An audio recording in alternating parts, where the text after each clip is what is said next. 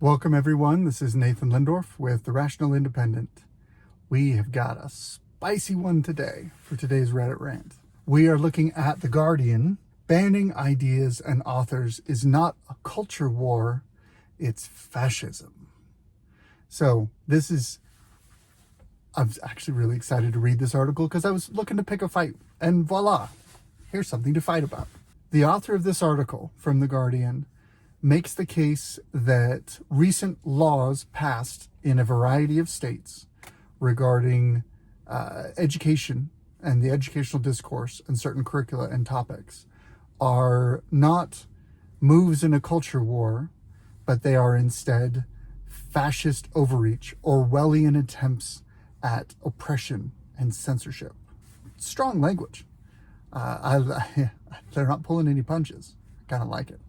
They particularly grab as an example Florida's law, which bans the teaching of 8 categories of concepts. It specifically calls out in the article concepts that suggest that a person should feel guilt or responsibility or anguish for the actions of people of the same race that occurred in the past. In other words, this is tied to concepts that attach racial guilt and over the generations then require the current generation to atone for, or more commonly to make reparations for, the sins of the past.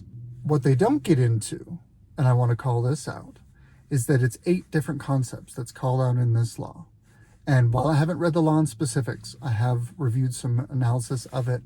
And one of the things that this law also stops, the teaching of sexually explicit topics to kindergartners and elementary school kids. Now, I have kids in this age group. I'm a parent. I'm an interest group that actually touches on this topic.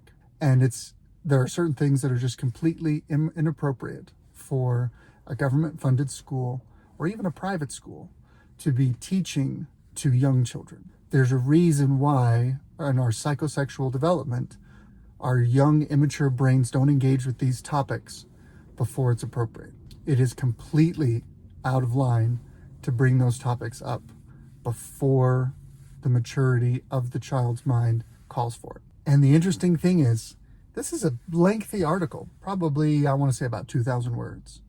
And it almost exclusively ties into critical race theory, which we'll get to in a second. But at the very end, something is revealing. It is clear that the chief agenda of the GOP is to advance a set of speech laws that criminalize discussion in schools of anything but the white, heterosexual majority's perspective. They haven't touched on any of the sexual content that is banned in the Florida law in the rest of the article. But here at the end, we can see, as one of their capstone statements, that this is important to them, that there's a problem that they have with proponents of heterosexuality, which, call me old-fashioned, but it's kind of important for the propagation of the species. In specific, the main thrust of the article addresses concerns that these laws prohibit discussion and teaching on 3 specific topics: structural racism, intersectionality, and critical race theory. And in the author's own words, they describe these things as structural racism is the idea that social structures persist that keep oppressed people down. So even if there is no individual racist action or intent, the very structure of society proves the racism. And the reason why we can prove the racism of the structure is because of disparate outcomes. This is explicitly calling out equality of outcome, or equity, which is the common term for it. And that equity must be enforced, must be done through government forceful redistribution of wealth in order to redress that inequity. It's evil. It's a mess. We keep talking about that. Also, intersectionality, which says all of society is a power game. The fundamental interaction among members of society is a of competing power groups. It's the fixed pie analogy, the idea that in society there's only so much influence to go around, and that people use that influence to promote their own self-benefit. If you have more influence, you get more benefit from society. And that influence is driven not as much by individual action, but by your membership in a group. It is a framework that says there's only so much political power and influence to go around, that groups of people band together to promote their own interests, and they compete against other groups. And where you have someone who belongs to multiple groups that are being oppressed, those forms of oppression intersect, so that in this example, if you're a black woman, you're oppressed because you're black, you're oppressed because you're a woman, and you have unique oppressions because of the intersection of those two things. This is cultural Marxism. This is Marxism pulled out of a class structure and applied to a cultural group structure. But it's to the exact same end. It's for the exact same purpose. And it is just as poisonous and destructive. And again, the oppression in their argument doesn't have to be called out by this person did something to oppress you. Instead, it takes the argument that says, if you can show a statistical disparity, a disparate outcome, that proves oppression.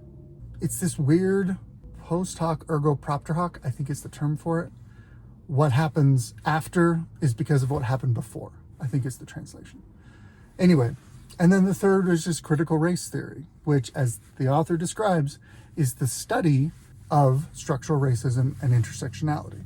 They go into a weird Nazi comparison, that the white people in America are uncomfortable with being taught about these terrible things, and so they want to hide and protect their innocence, the same way that German parents don't really want to teach their kids about Nazism because it makes them uncomfortable. And isn't there a rule that once you invoke Nazis on the internet, you lose the argument?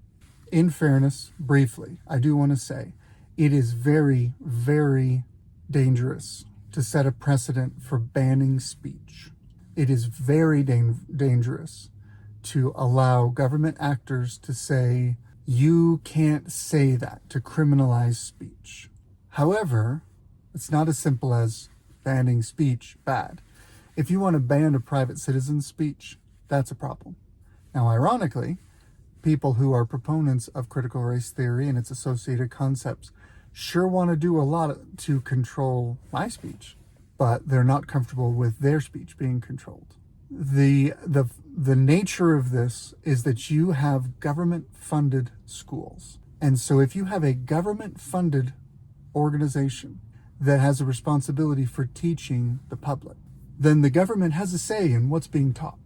If you don't want the government controlling the curriculum, get the government out of the business of education. Re-privatize education. Enable charter schools, vouchers, more flexibility and freedom in the way that curriculum are designed. Create a free market in education. And then, I'm totally with you, get the government out of it. Have the world's most intense Marxist school for everything terrible and weird and controlling. Not a very catchy name. Go ahead, make that school. Fill it with people who overtly preach racial oppression. More power to you. But you have to invite students in the front door who are willing to pay tuition. And in turn, let me form or support a school that institutes and inculcates my cultural values onto my children. It's this weird idea that as individuals, we should be able to engage with institutions that mirror our values and principles, rather than this weird cultural hegemony that says, first we want to create an institution that from the top down controls the way education happens in all of America. We have a Department of Education for that reason. Then, if someone objects and says, actually in our area we want to do something different, they're evil. The principle of federalism is that everyone should be able to create little pockets of democratically controlled and culturally supported laboratories of different ways to think, different ways to work, different ways to teach, different ways to raise your kids, different ways to worship, and let these different laboratories of ideas grow and brew and develop. And the best ideas, the best performing options will spread of their own. I mean, we live in a world of viral marketing. The reason why viral internet content works is because good content is voluntarily seized on and spread by people who are participating in the free market of ideas. It's not a top-down push. Do the same thing in education. Do the same thing in commerce. Do the same thing in energy. Open up federalist principles that the country was founded on, and we will get better results. And we will be more free to say, if there's a section of the country that wants to fully embrace these leftist ideas, go nuts, do your thing. I want no part of it. Thank you very much for listening to my Reddit rant. Thank you for your time and attention. I hope you have a wonderful day.